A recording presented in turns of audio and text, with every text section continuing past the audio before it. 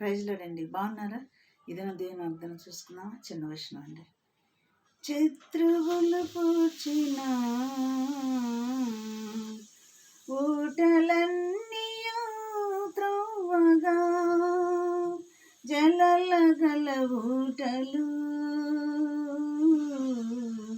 ఇస్సాకునకు నీచినావు.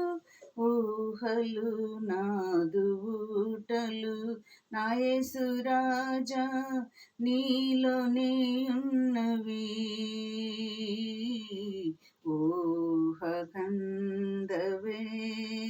నీదు ఆశ్చర్య క్రియలు. ఈ దినం దేవుని వాగ్దానం అండి.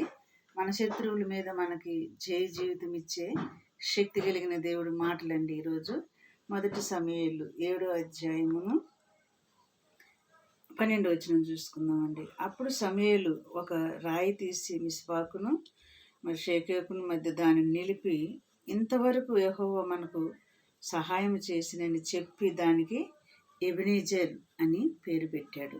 సమూయేలు భక్తుడు ఎవరి మీద గెలిచాడు? ఫిలిష్తీయుల మీద. ఫిలిష్తీయులు తరుముతున్నారు. మెండుగా యుద్ధం జరుగుతుంది.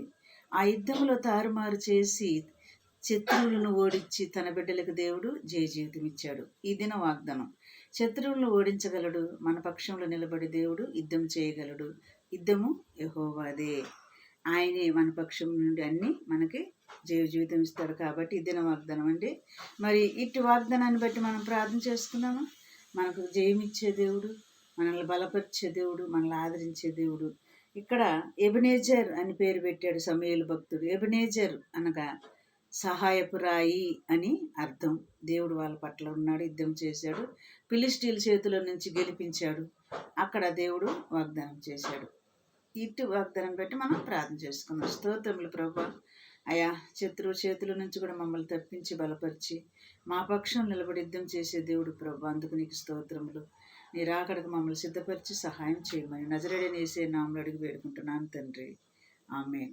God bless you.